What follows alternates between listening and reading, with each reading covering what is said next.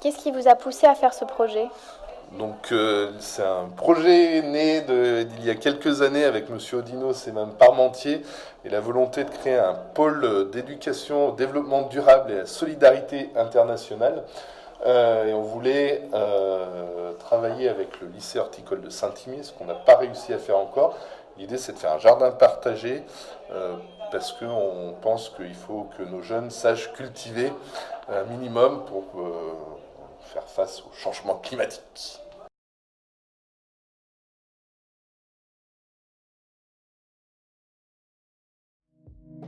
Dans cette courte partie, nous allons vous présenter le LGDD, qui veut d'abord dire Lycée du Grésivaudan Développement Durable.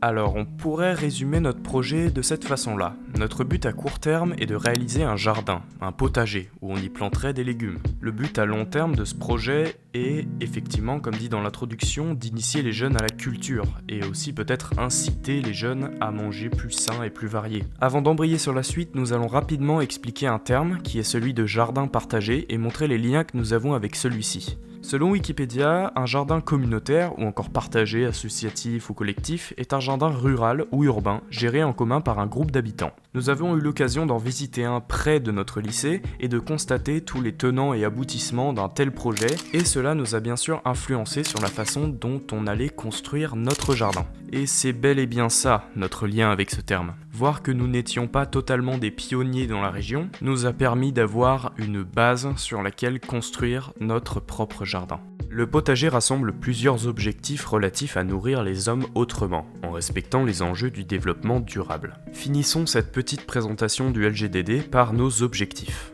Notre premier objectif est la consommation responsable, par un jardin potager sans pesticides et à conception raisonnée pour le non-gaspillage des ressources. En deux, nous allons tenter à notre niveau de lutter contre la faim par un potager qui permet de nourrir sans aller jusqu'à l'autosuffisance. En 3, nous allons trouver des solutions pour des villes et communautés durables, ainsi qu'innover et créer des infrastructures. Pour finir, nous avons un objectif de partenariat avec par exemple la région Auvergne-Rhône-Alpes et mondiaux avec le Laos.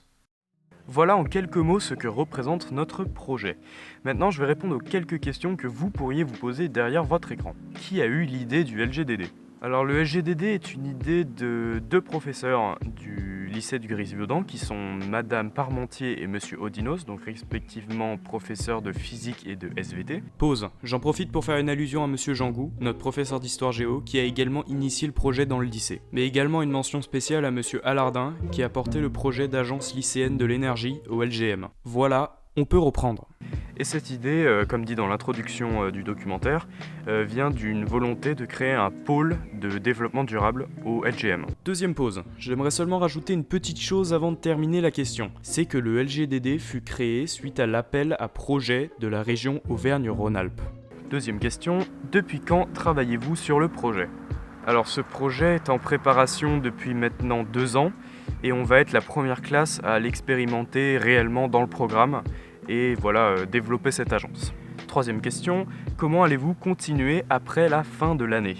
Alors le jardin cette année a pris une place réellement importante dans le programme de géographie. Nous étions donc tous tenus, dans le cadre du cours concrètement, de veiller au bon fonctionnement de l'agence.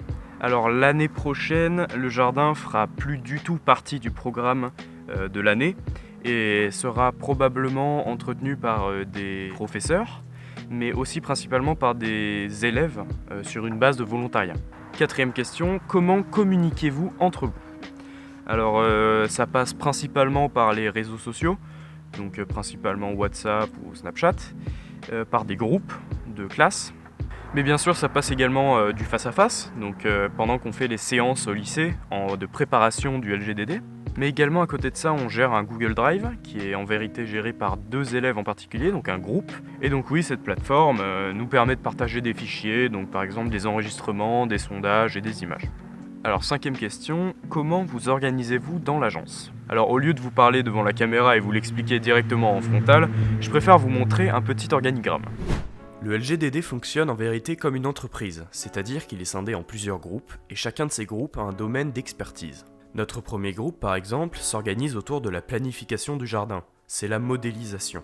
Le deuxième groupe sera le management, avec la gestion des informations.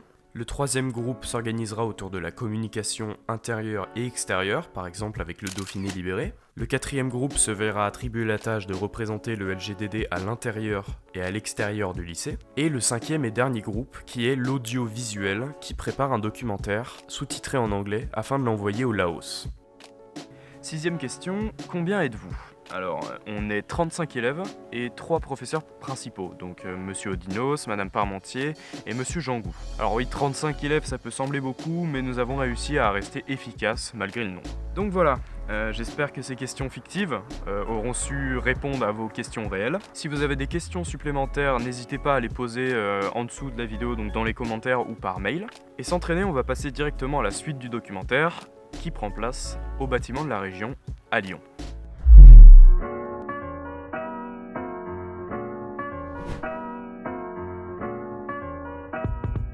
Le projet avançait bien, et la prochaine étape était donc dans la logique des choses, le bâtiment de la région Auvergne-Rhône-Alpes à Lyon. Nous y sommes allés une journée entière pour assister et participer à une séance plénière où nous avons eu l'opportunité de présenter notre projet en compagnie d'autres lycéens, eux aussi venus présenter leur projet en rapport avec le développement durable. Un PowerPoint et un discours plus tard, les tenants et aboutissements de notre projet étaient présentés aux élèves et aux élus de la région. La journée fut dense, c'est sûr, et peu après la fin de la séance, nous avons assisté à des présentations animées par des acteurs de l'écologie locale. Nous avons donc pu discuter de sujets variés avec plusieurs autres élèves de différents lycées. Le but ici était donc de créer des débats et tirer des réponses. Ce fut une journée des plus enrichissantes, et nous nous sommes rendus compte du nombre d'élèves impliqués dans ce projet d'écologie.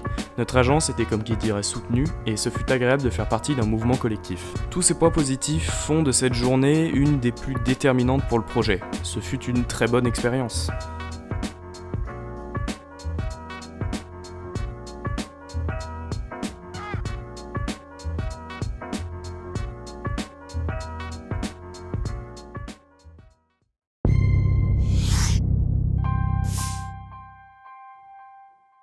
Bienvenue dans Parenthèse. Cette partie sera consacrée à la semaine de la citoyenneté, dont on n'a pas parlé depuis le début du documentaire. Durant cette semaine, nous avons pu discuter entre autres du sujet du handicap, en discutant avec une association et une personne handicapée, mais aussi en essayant certains sports en fauteuil roulant ou les yeux bandés.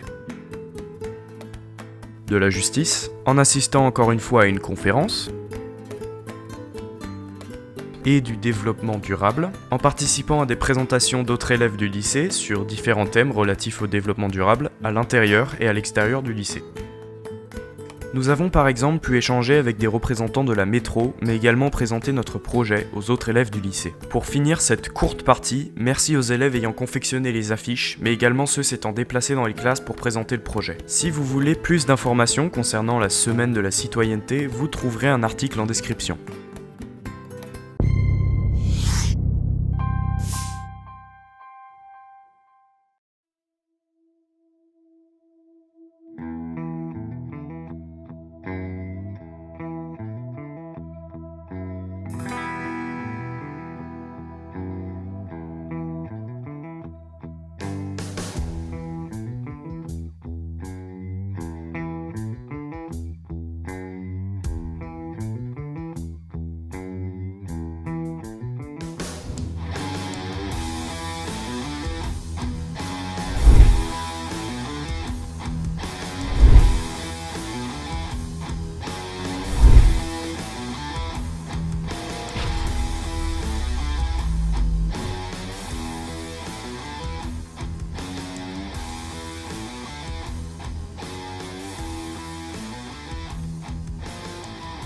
Donc on se présente, Beau-Fils Edgar.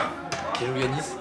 Et donc on vous explique un peu qu'est-ce qu'on va faire dans ce potager, donc quelle étape on va procéder avant de faire la construction de ce potager. Donc je te laisse expliquer.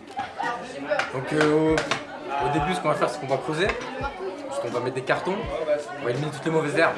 Voilà, donc on a déjà amené pas mal de poubelles et de sacs de terreau, donc ce qui va aider à fertiliser la terre et la rendre fertile, tout simplement. Donc on va bêcher. Bêcher c'est le fait de retourner la terre, la labourer, et ensuite on va les expliquer.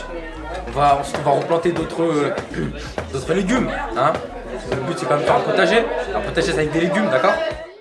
Durant les nombreuses séances de préparation du jardin, nous avons décidé de suivre l'exemple du jardin en lasagne. Le jardin en lasagne s'organise de cette façon-là. D'abord, nous allons placer une couche de carton au sol, pour ensuite la recouvrir de terreau et de compost. Ensuite, au-dessus de la couche de terreau et de compost, nous allons placer des feuilles mortes, pour ensuite, encore une fois, recouvrir cette couche de feuilles mortes par du terreau. Pour finaliser, nous allons mettre des graines afin de faire pousser nos légumes.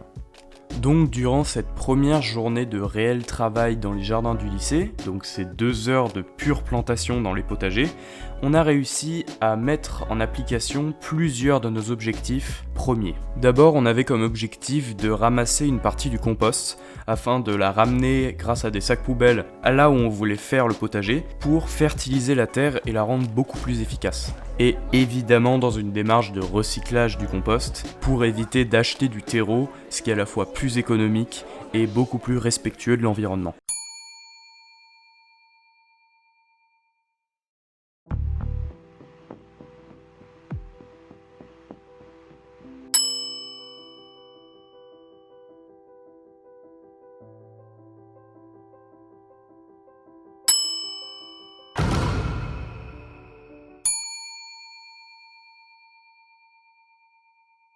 Notre jardin progresse bien malgré les intempéries. Nous avons déjà commencé à planter les premières plantes qui attendent plus qu'à pousser. Il faut énormément se désaltérer parce que mine de rien dehors il fait quand même 22 degrés et ça tape au niveau du compost. Le compost, on a pu voir, vous verrez sur les images que quand on le bêche, quand on le retourne, pour tout simplement pour le mettre dans un sac plastique, il avoisine environ les 80 degrés, ce qui est quand même assez chaud. Et avec la vague de chaleur et également de méthane, il peut se passer des choses si tout simplement on s'hydrate pas. Donc si on pouvait faire un bilan concrètement de ce premier jour de plantation, je dirais qu'on a été très efficace, que tout le monde était extrêmement impliqué dans le projet. Vraiment, c'était une très bonne première journée. Maintenant, et alors qu'il est, on n'a plus qu'à espérer que les prochaines journées soient aussi efficaces que la première.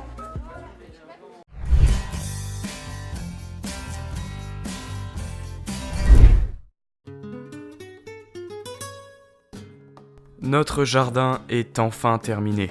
Maintenant, il ne reste plus qu'à s'en occuper et ne pas le laisser mourir, hein. Ce serait réellement dommage après le travail que tout le monde a fourni. Presque 1 an a passé depuis le début de nos travaux. Faisons un petit récapitulatif. Ça tombe bien, c'est le nom de la rubrique. On a commencé dans les salles informatiques du lycée, pour des séquences d'1 heure. Le but en premier lieu était de trouver un moyen de s'organiser qui fonctionne. En vérité, ça n'a pas pris tant de temps, et comme cela a pu être souligné un peu avant, on a opté pour un mode d'organisation simple, mais compliqué à maintenir sur des longues durées.